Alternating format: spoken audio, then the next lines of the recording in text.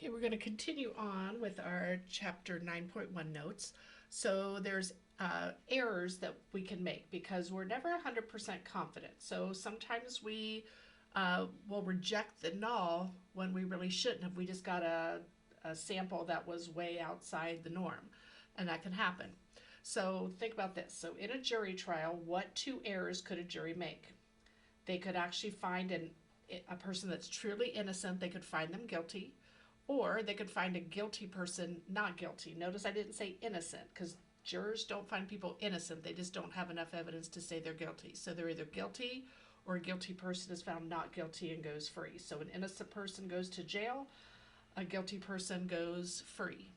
And then we sometimes have to decide which is worse. And depending on your opinion on things, you could fight for either one of those. Okay, so but we'll talk about what could happen and then decide which may be worse. So again, a type 1 error means that we found convincing evidence that the alternative was true when it really isn't. So type 1 is rejecting the null hypothesis when we shouldn't have. We rejected the null, but the null was actually true. Type 2 is failing to reject the null when we should have. So think about this. Hint, type 2 is fail to reject. So we fail to reject the null. That's a type 2. We failed to reject it when we really should have. So again, it's not anybody's fault. No mistake was made in the calculations. There are just some samples that we will get that will be uncommon and make us either reject or fail to reject just because we only took one sample. So again, which one of the errors is worth? It truly depends. So for example, we've got a fast food restaurant. They want to reduce the proportion of customers who have to wait more than 2 minutes to receive their food once their order is placed. Because if people have to wait maybe they'll stop coming back there if the wait time is too long. So based on the records, the proportion of customers was 63%. So to reduce this, the manager has an additional employee to help with the drive-through orders. They have an extra person there working. Hopefully that will speed things up. And then after a month, they'll collect a random sample of drive-through times and test the following hypotheses. So you're defining the parameter. P is the true proportion of drive-through customers who have to wait more than 2 minutes after their order is placed to receive their food. So the claim is 63%. We were hoping to reduce this proportion. So again, that's what makes it a one-sided alternative. We want that proportion of customers to be lower than 63%. So describe a type 1, type 2 error in context and explain the consequences of each. So a type 1, so again, if it helps you, type 1 is rejecting H naught when H naught is actually true. So type 1, we would be concluding, because we draw conclusions, this is inference, we concluded the true proportion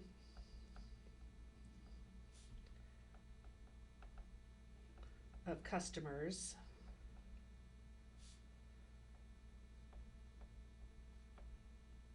who have to wait more than 2 minutes to receive food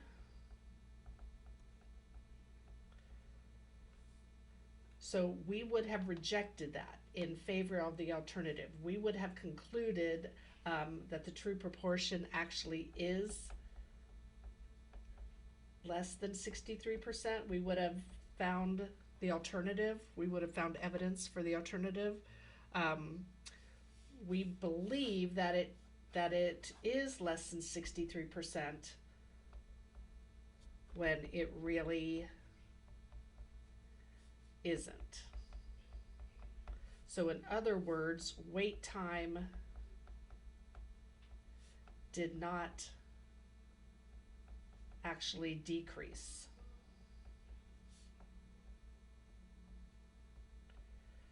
Or the proportion of wait time customers, I guess want to make sure it sounds like a proportion, not a mean. The proportion of wait time customers did not actually decrease, but we thought it did.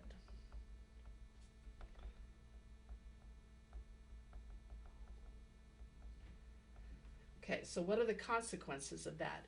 If we believe that this is actually working, so the consequence is that we will, or the company, not we, the company will pay for an extra employee when it doesn't really help.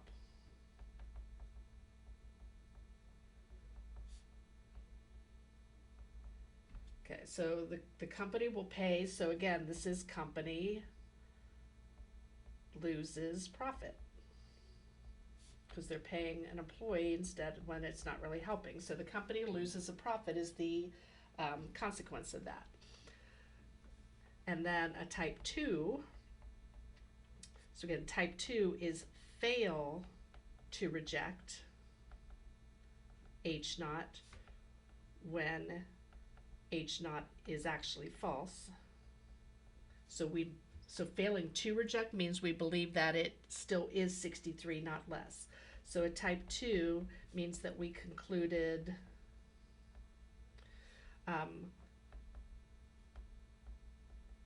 the wait time,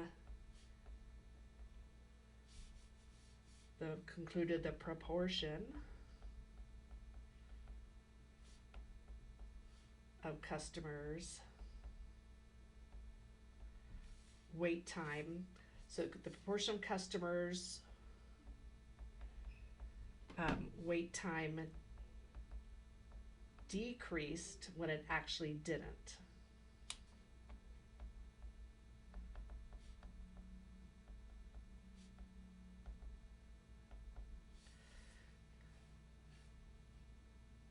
So we believe that the type 2 we failed to reject. We conclude the proportion of wait time didn't decrease when it really did. Sorry, I got that backwards. That's why you can see how this can be confusing. So always go back and look. We concluded that it didn't decrease, that it was still 63% when it really did decrease. So again, the consequence of this is you won't keep the extra employee on because you don't think it's helping. You won't keep the employee on when it was working. So a consequence of that, again, could be that they lose customers because they're not actually decreasing the wait time. Okay, so you might be asked about what's the probability of making the type 1 error? And then what can we do to reduce the probability of a type 1 error, and are there any drawbacks? So these are not complementary, a type 1 and a type 2 error, but the probability of a type 1 error is easy to find because it's our significance level. So the probability that we reject the null when the null is actually true is that significance level, so it's whatever the alpha is. So again, usually 5%. So the probability of a type 1 error is easy to find. It's just your alpha level, it's your significance level. How do we reduce it? So to reduce the probability of making a type 1 error, we reject the null when our p-value is under 5%. So if I want to make that harder, I would decrease my alpha level.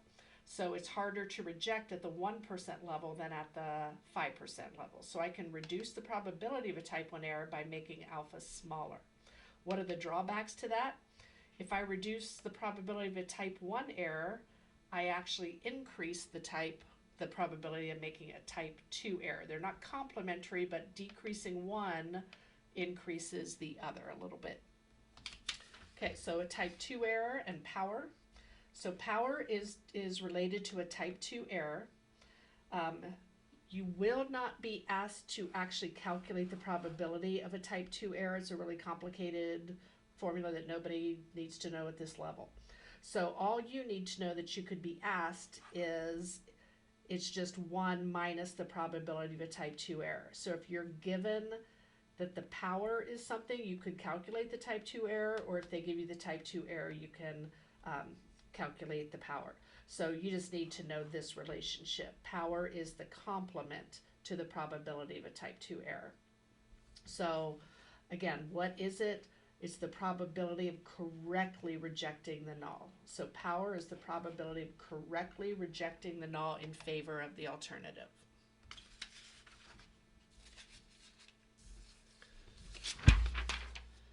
Okay, so here's the last little example. So in our Benford's Law and Fraud example from previous lessons, suppose P was 25%. That is 25% of all financial records begin with the digit 1. So when alpha is 5%, the power of this test is 0.58. So the power is 58%. So this is the probability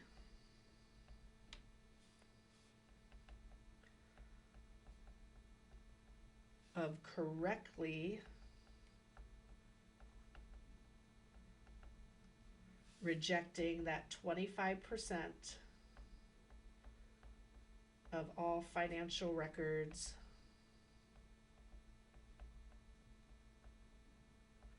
at this company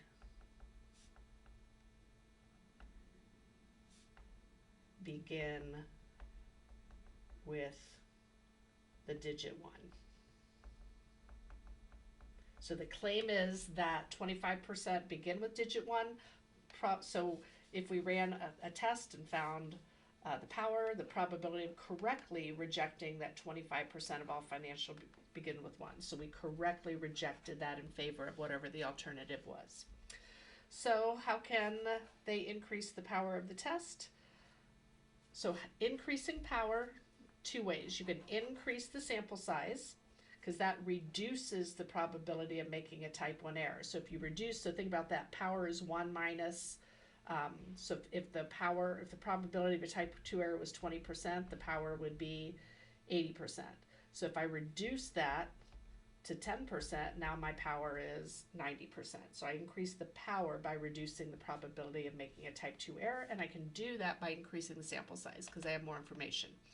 I can also use a higher significance level. So now instead of going down, I'm going to go up. So I might go from a 5%, so I could go from alpha equals 5% to alpha equals 10%. But again, by doing that, I increase the risk of making a type 1 error. And that's when they say which type of error is worse, because if making a type 1 error is worse, I don't want to do this.